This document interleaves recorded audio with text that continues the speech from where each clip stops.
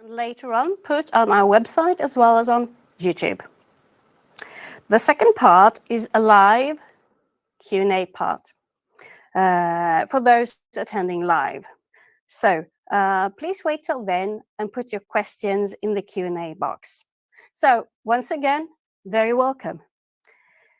So maybe you would like by starting introducing yourself. Yes, my name is Kristina Trygg, and I'm the program director of the program in master program in strategic urban and regional planning. And you? I'm Bruno. Hi, I'm a student at the program. I'm from Honduras. Well, I have a background in architecture, and this is my first year. Oh, lovely. So thanks both of you for being here. So if we start with some general information about the program. Kristina, what is the background to the program? Well, the background, it's a newly started program. It's started in 2020, actually, and it's supposed to be, we have a bachelor in urban and regional planning, and we want this master to be something that the students can take from there, from a bachelor in urban and regional planning or similar that is more about strategic urban and regional planning. So it's more about management and planning, let's say. Yeah. And what sets it apart from other programs? I think that's just like what I said, that strategic part, that you can work more as a strategist or to plan ahead for the future, to get these complex questions and to be able to deal with them.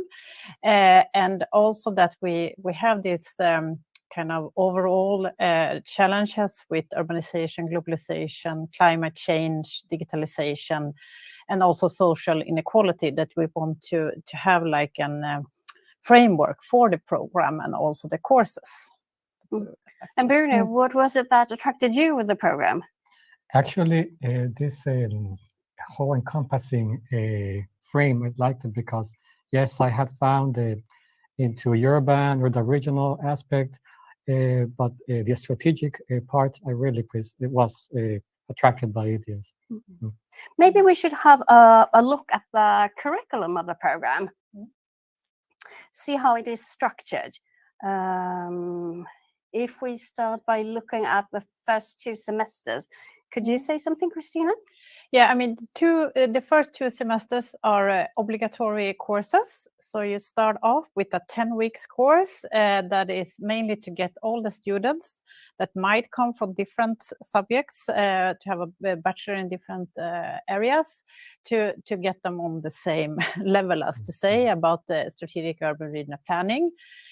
So we have more, in the beginning, it's more theoretical, and then we do practical work with a living lab in the first course to get its group work, and they will work with this together in smaller groups. And then we have, for the 2 semesters, we really want these grand challenges to be evident in all the courses. So the next course is on planning and public administration. And we think that it's very important to understand public administration in planning and policy level, and also in different levels, of course, but to have this. And then we go on with the climate change course, as we can say it, and then it really goes on to this and end with some method course for the thesis work, actually. Yeah.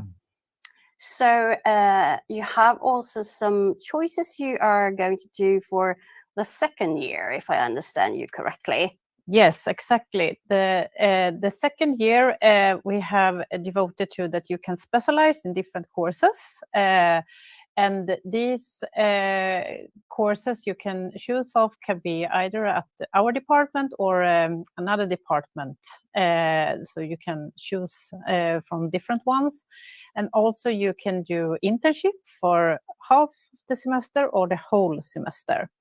And you choose by yourself what internship you want to do, and you apply as you apply for a work. It's part of this course.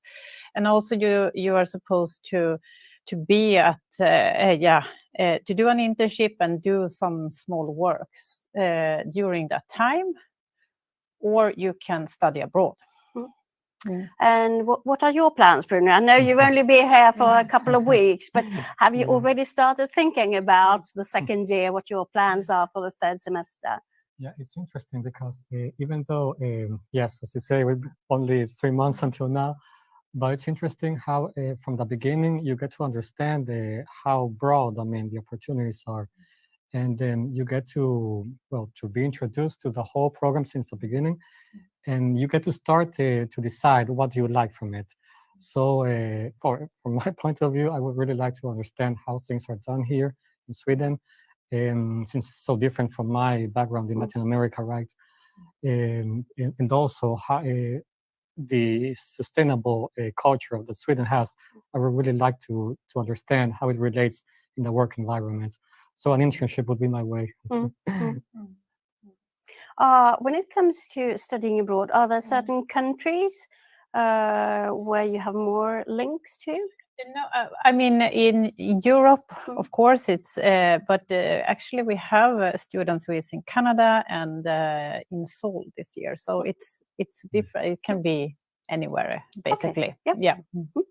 And when it comes to industry, I'm thinking if I move here, do my master's, can I find a job here afterwards? Actually, is Yes, that possible? Yes, it's possible, and we have students who have an exam from us that's working in the region, the municipality, or in the county, and also you can work at private consultant companies and different organizations, I would say. You can work for an UN, of course, but it's not in the region, of course. But yeah, you can both in the region or both in Sweden, of course, but also abroad. So there is a good possibility to get a job if you want to stay here afterwards. Yes. Yeah.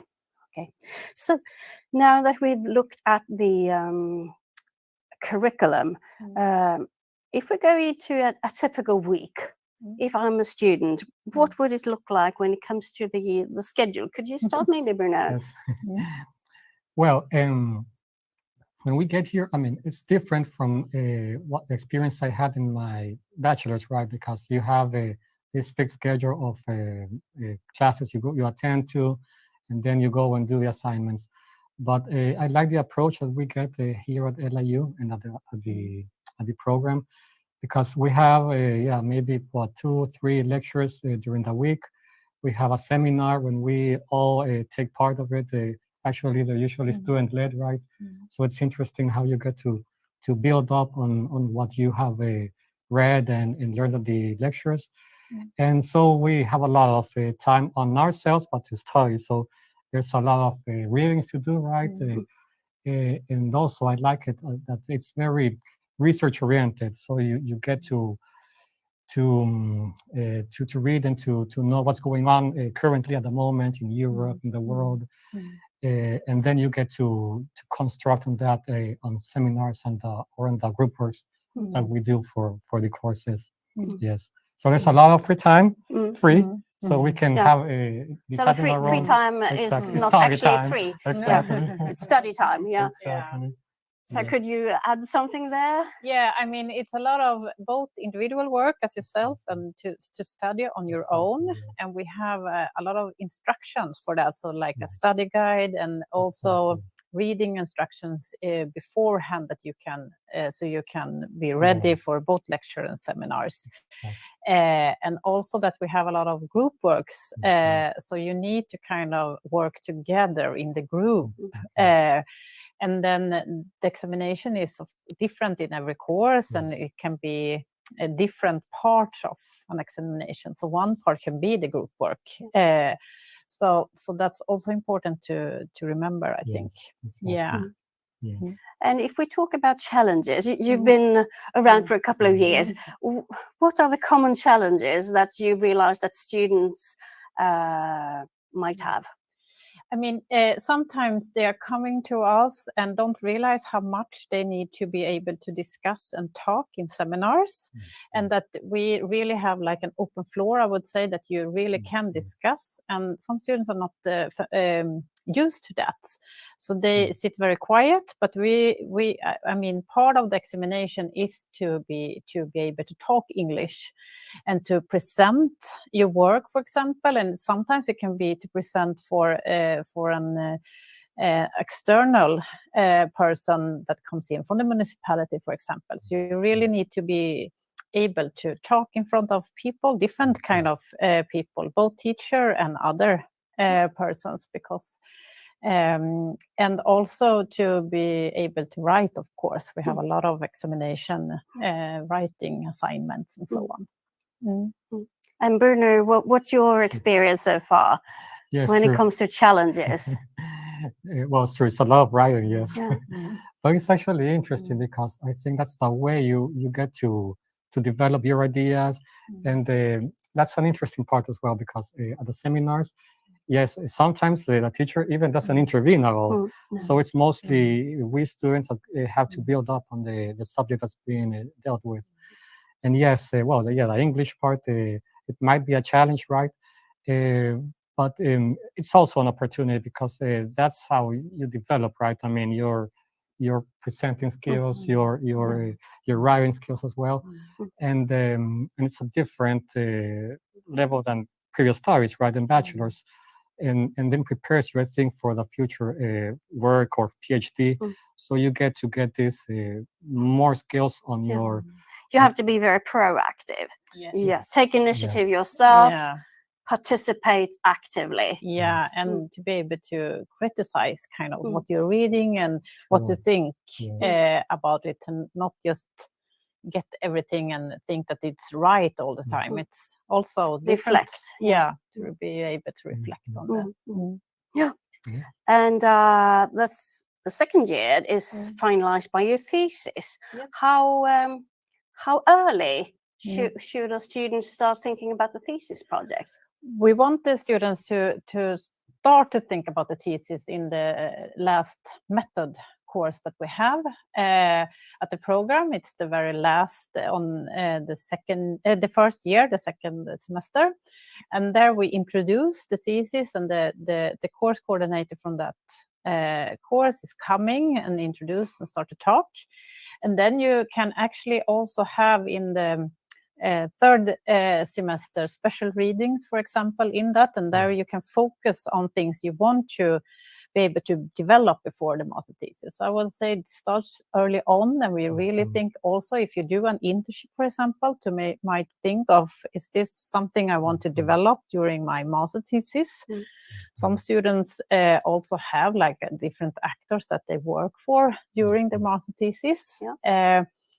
But of course, you need to do a really academic thesis, so that's also something to think of course. But we have so the master is very important, I would say. But you can choose here and also develop what you really want to focus on in the future. So you have both a supervisor at the university and Yes. one at the company or organization where you're doing the thesis. Yes, if that's the choice. Yeah, but you always have a researcher from us that is the main supervisor. That's you need to have that. So when it comes to the target student or the student we'd like to see in the classroom, we talked a bit about English. You can sometimes you show it by taking an international test such as TOEFL or IELTS. But you don't only have to take the test, you also have to be there in the classroom. That is what I understand for you.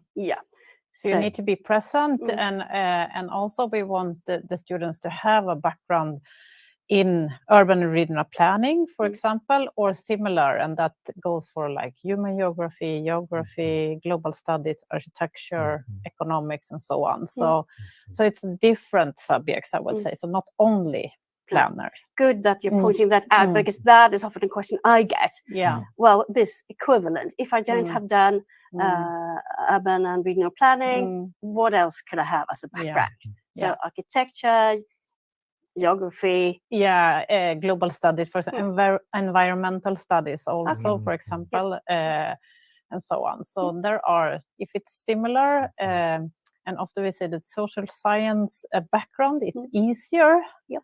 But I know that you have a technical, for example, Mhm. so so it both goes. But, So there is an enrichment in the classroom, you would say. You do appreciate having students with Yeah. different backgrounds. yes, exactly. And also before you come to the program, I send out information that if you don't have a background in planning, you can have a look at these readings beforehand if you Okay. wish.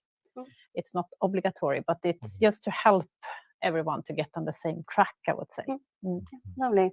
So before coming here, Bruno, did you read a lot about student life in Linköping? Actually, well, it's interesting this came up because yes, I remember when I was accepted, right, and then I started getting the information, and it was very helpful because in my background, usually planning and for series is for the technical part, architects, engineers, and it's interesting to see that here. I mean, it's more open, more broad, political sciences, economy, social, and so as you said, there's a very interesting richness in the classroom.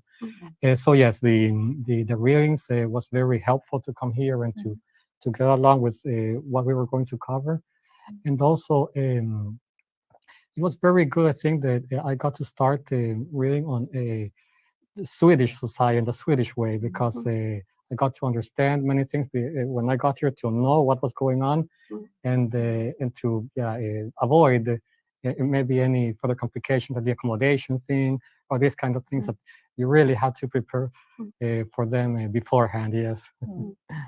And one way could be to read our international bloggers or follow the Instagram account, because there they tell a lot of what is happening here as a student.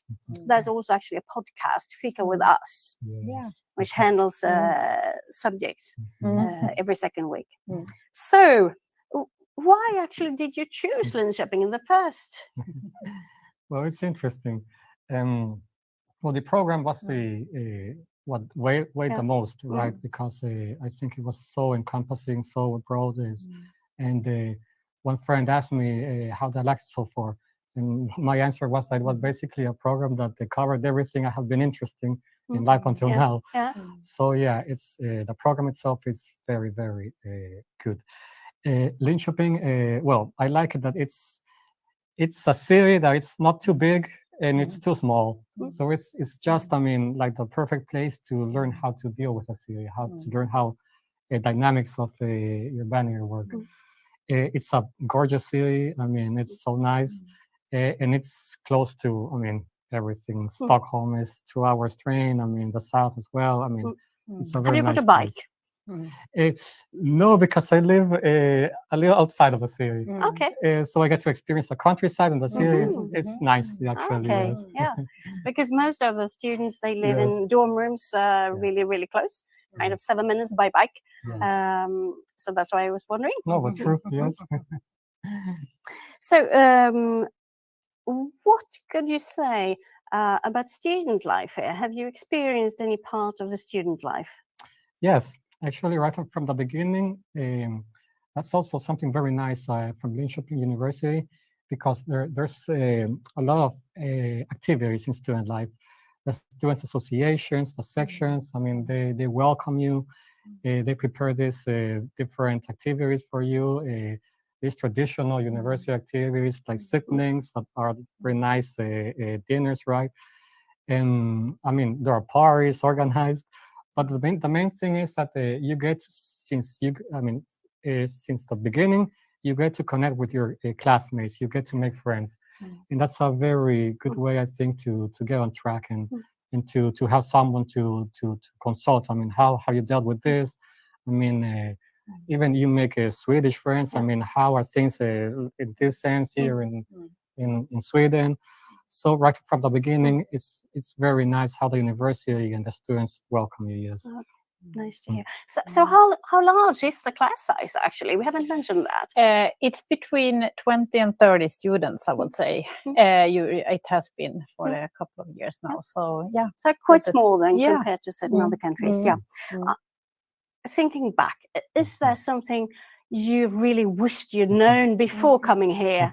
Like you tell any future applicant or interested student?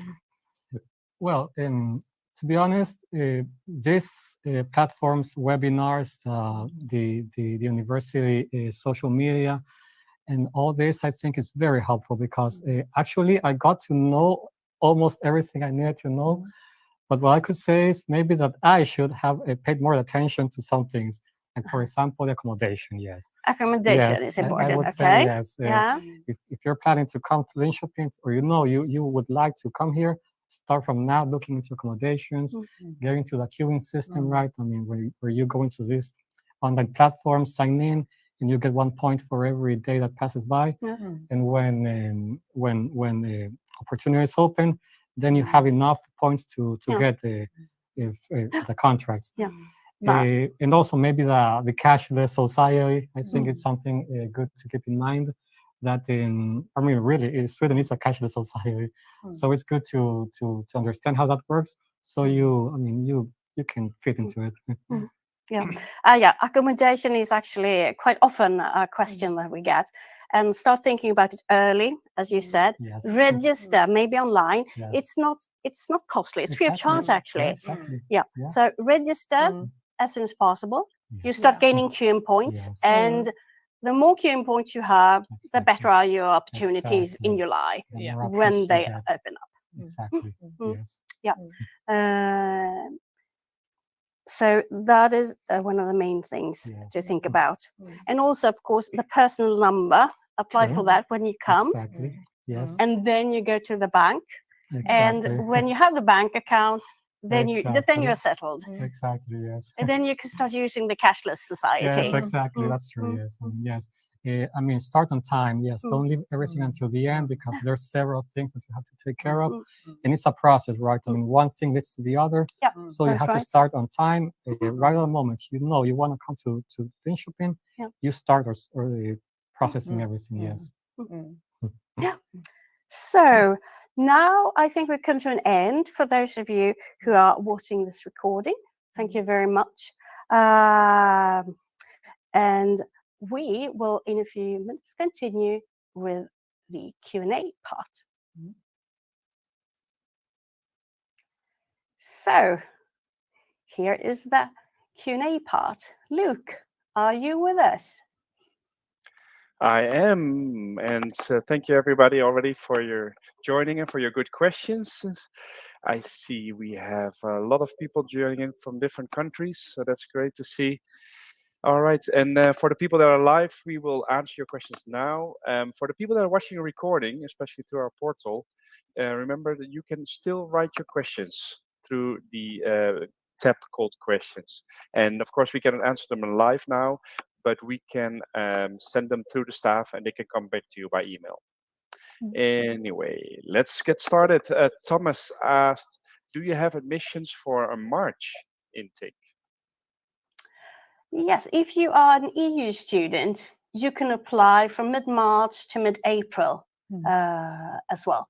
And then, of course, you will not be notified until mid-July, and classes will start in mid-August. So you will have a very short time span. So if you are planning on applying the second admission round, I would really recommend you to think about accommodation already now, because otherwise it will be really, really complicated.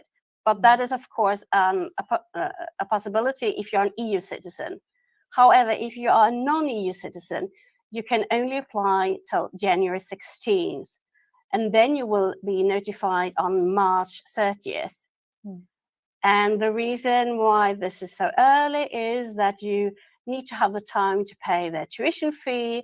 And after having done so, then you can apply for a residence permit.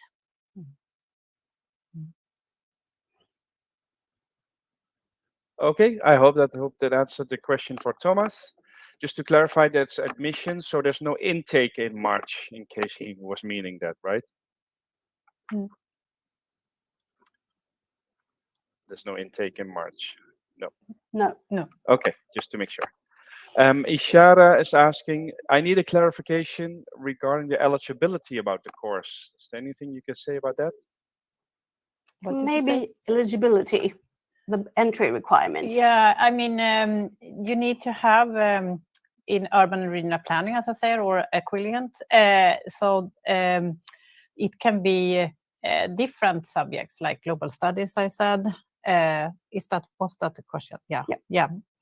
Public administration and human geography, architecture, and Social science. social science in most subjects, I would say. Economics, environmental science, Political. political.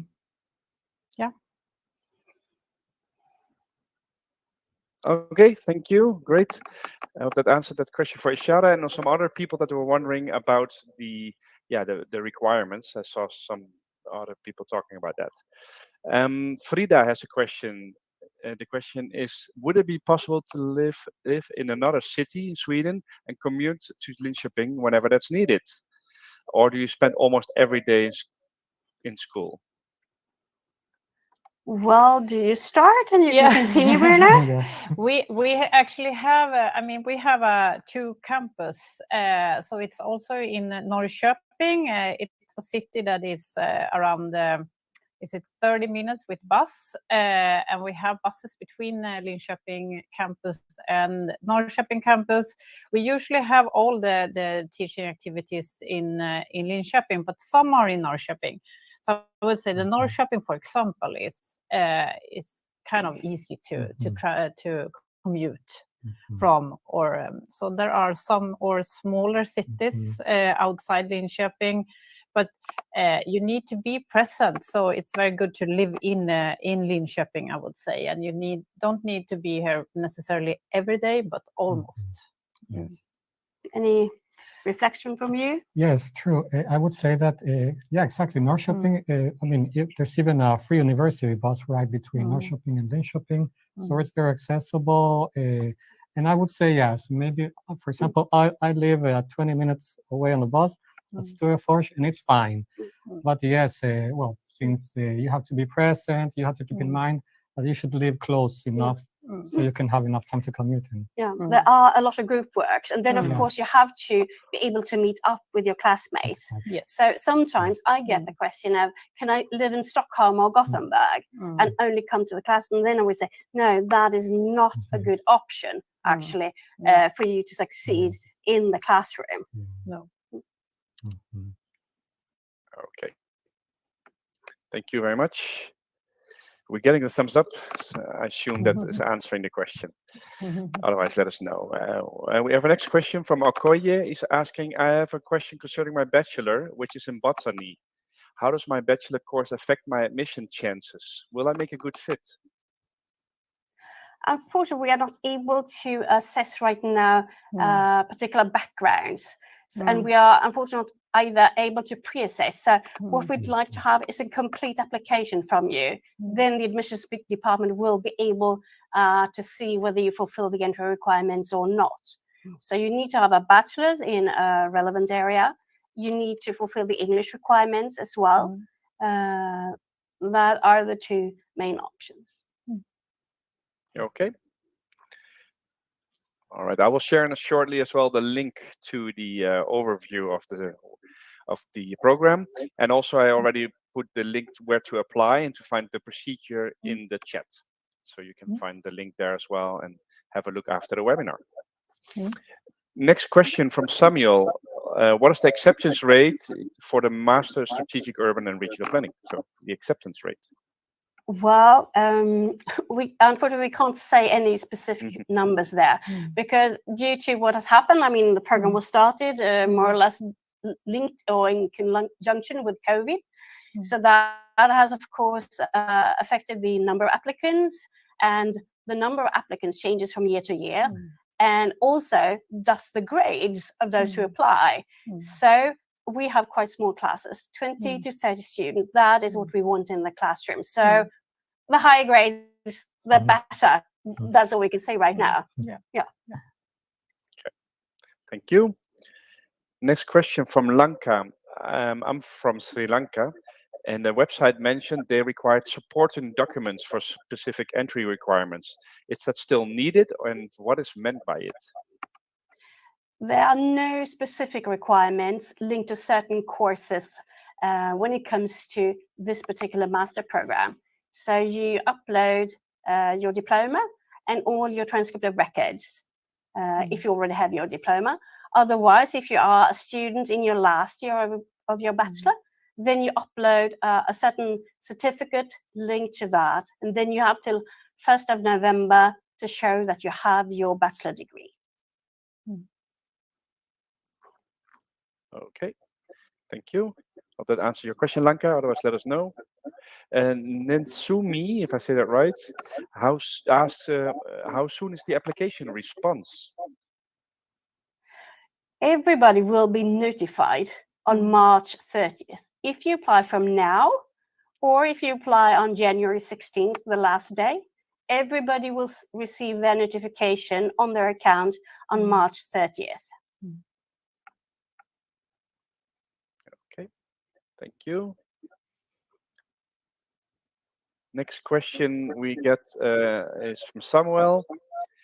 Does the program have course modules that address urban resilience challenges like flooding? Do you develop? Yes, it actually has in the first year, we have an obligatory course that corresponds to that, climate adaptation and so on. So you have not have it yet, but it will come in the end of this semester, actually.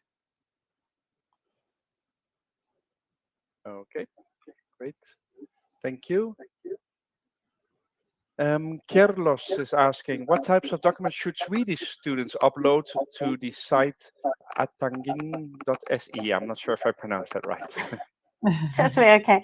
Yeah, Swedish students, it depends on if you have your bachelor's and your English 6th grades from Sweden as well. So go online and have a look there. That is the best advice. And if you have any further questions, you can just send us an email and we'll get back to you.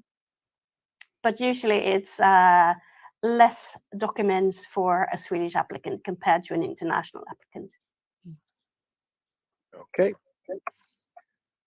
Thank you. And let's see if we have some more questions.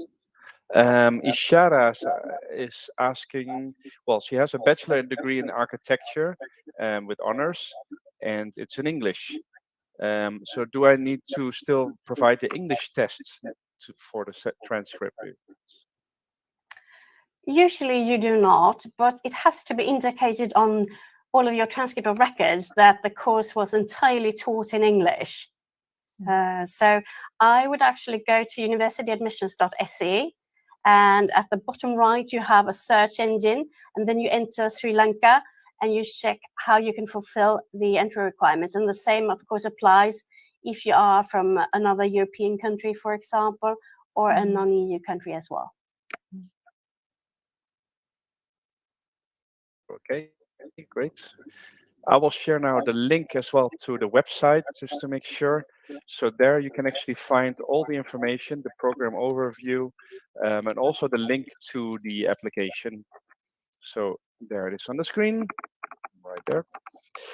And you can have a look at your own time conveniently after the webinar. Let's see if we got another question. We did get one more here, I see in the chat. Ksenia from Russia asks, I finished a master's degree last year and I want to continue my education and obtain a PhD degree.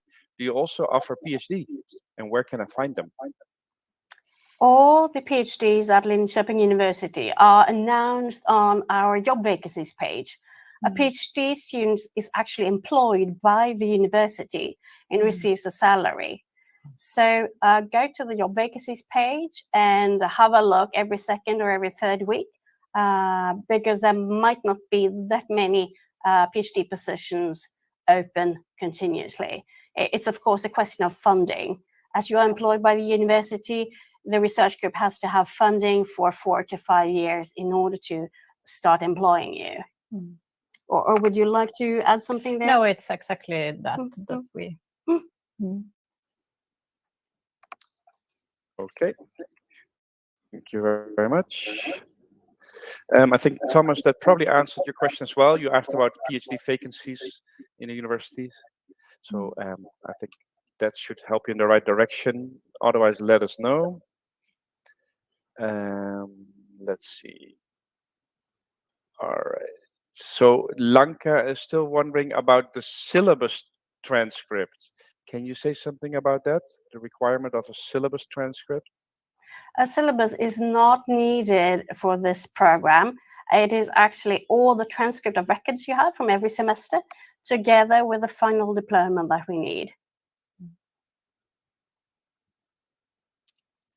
Okay. We're getting the thumbs up, so I hope that answered the question. Let's see. Yes, Lanka says, thank you so much. So you're welcome. That's what this webinar is for, to answer your questions. And let us know if you still have any questions. You can now take advantage. We have these lovely people all taking their time for you.